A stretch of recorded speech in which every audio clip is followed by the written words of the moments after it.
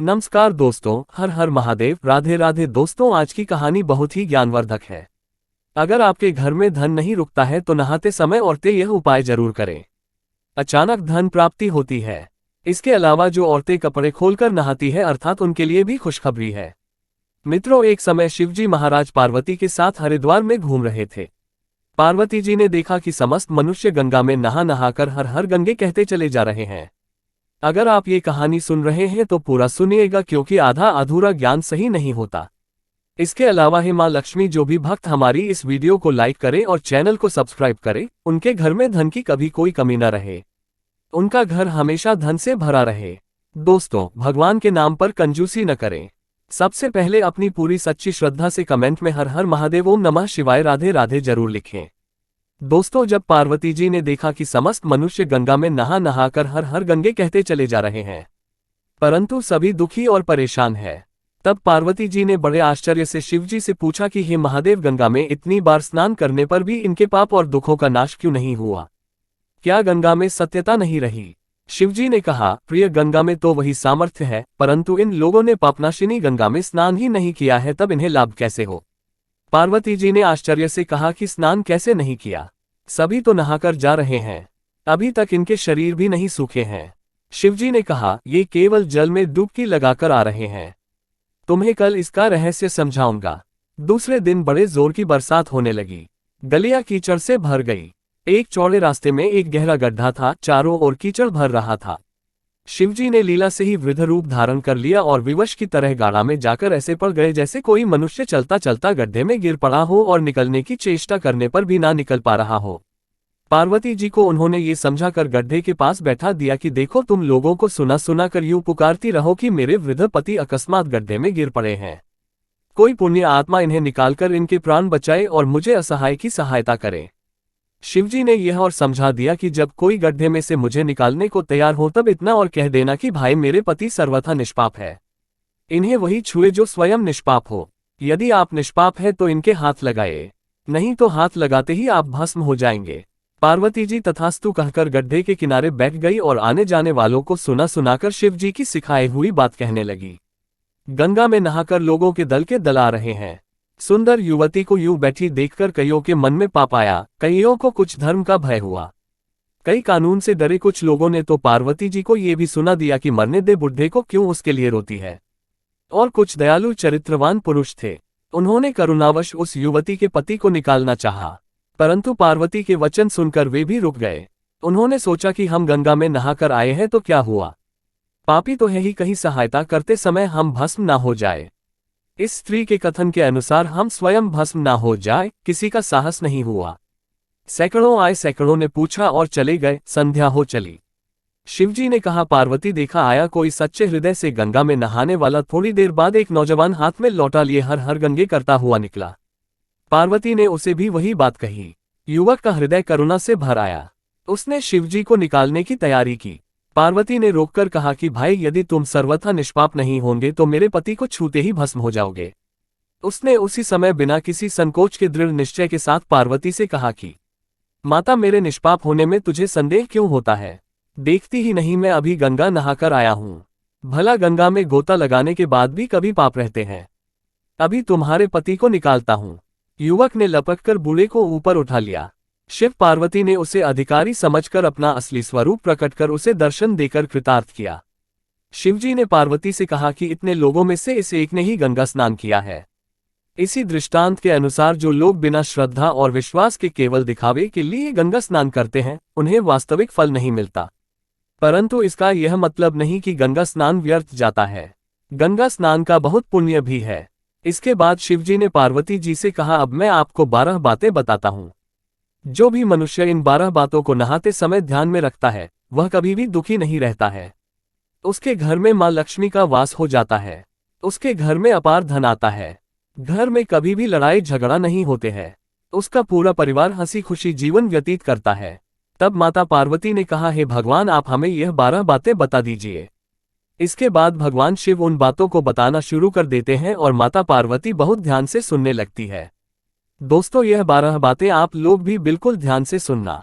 इसके बाद भगवान शिव कहते हैं, प्रिय, यह 12 बातें बताने के बाद मैं आपको एक बात और बताऊंगा जो उन औरतों के लिए जो औरतें कपड़े खोलकर स्नान करती है उनके लिए यह बात बहुत ही महत्वपूर्ण है, तो पार्वती जी इस बात को आप बहुत ही ध्यान से सुनना। तभी शिव जी अपनी वाणी को शुरू कर और बताने लगते हैं।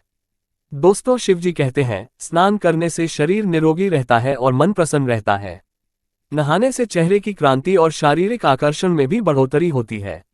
अगर इस नित्य कर्म के दौरान कुछ बातों का ध्यान रखा जाए तो आध्यात्मिक से भी ज्यादा लाभ पाया जा सकता है। नहाने के क्रम में जिन बातों का ख्याल जरूरी रखा जाना चाहिए, अब उन बातों के बारे में बताने जा रहा हूं। प्रिय, आप इन बातों को बिल्कुल ध्यान से सुनना। नंबर 1, स्नान करने के बाद लोग शुद्ध होकर पूजा पाठ आदि सारे काम करने के योग्य बनते हैं, इसलिए सुबह को ही स्नान कर लेना चाहिए। नंबर 2, शास्त्रों में कहा गया है कि स्नान करने से इन 8 गुणों की प्राप्ति होती है: रूप, तेज, बल, पवित्रता, आयु, आरोग्य, तप और मेधा। नंबर 3, लक्ष्मी, धन, पुष्टि व आरोग्य और स्वास्थ्य चाहने वालों को हर मौसम में और हर दिन स्नान करना चाहिए। नंबर 4, शास्त्रों में कहा गया है कि सुबह स्नान करने से पाप का नाश होता है और पुण्य मिलता है।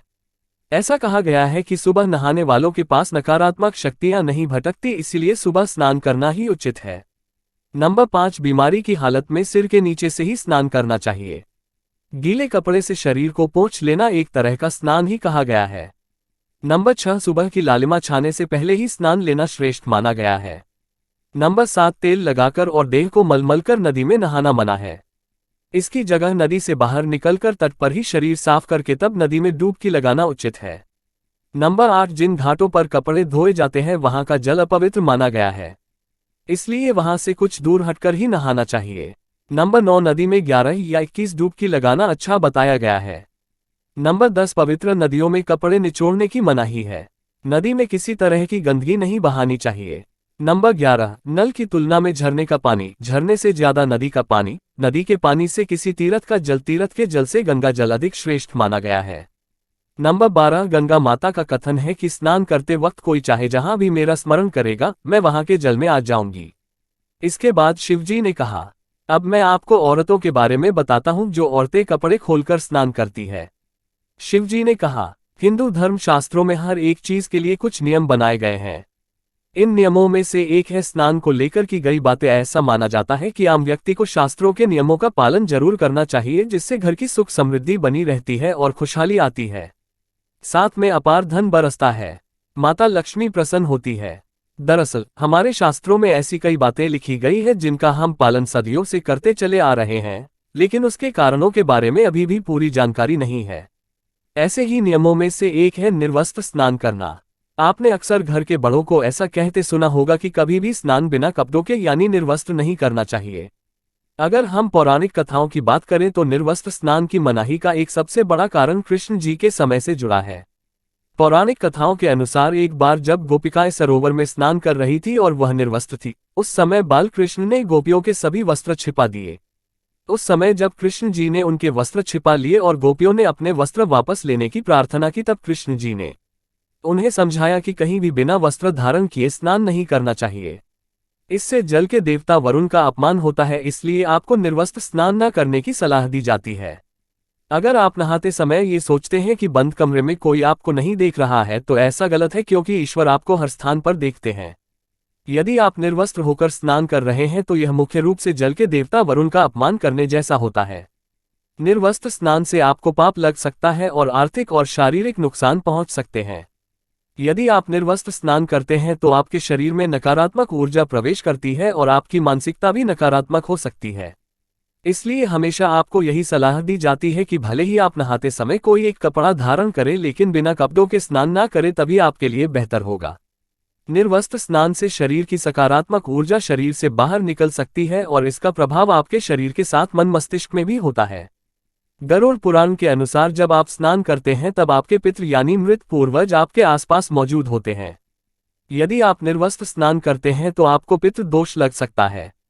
ऐसे स्नान करने से आपके पितरों को तृप्ति नहीं मिलती है और ये घर में पितृ दोष का कारण बन सकता है और ये वस्त्रों से गिरने वाले जल को ग्रहण करते हैं, जिनसे उनकी तृप्ति होती है। निर्वस्त्र स्नान करने से पितर नाराज होते हैं, जिनसे व्यक्ति का तेजबल, धन और सुख नष्ट होता है। इसलिए कभी भी निर्वस्त्र होकर स्नान नहीं करना चाहिए। पुराण के अनुसार नहाने वाला पानी पूर्वजों के हिस्से जाता है और निर्वस्त्र होकर नहाने से इसे पितरों के समक्ष बिना कपड़ों के नहाना माना जाता है। शास्त्रों में ऐसी मान्यता है कि यदि कोई निर्वस्त्र स्नान करता है तो माता लक्ष्मी उससे रूठ सकती है। इससे आपकी कुंडली में धन हानि के योग बन सकते हैं और आपकी आर्थिक स्थिति खराब हो सकती है। इन्हीं कारणों से आपको निर्वस्त्र स्नान न करने की सलाह दी जाती है और शास्त्रों में भी इस बात की मनाही है। दोस्तों, हमारा ये चैनल प्राचीन आस्थाओं पर आधारित है। अगर आप भी इन आस्थाओं में विश्वास रखते हैं तो इस चैनल को अभी सब्सक्राइब करें, जिससे आपको हमारी आने वाली समस्त जानकारी आपको प्राप्त हो सके, और वीडियो को लाइक करें, शेयर करें और हर हर महादेव लिखना ना भूलें। धन्यवाद।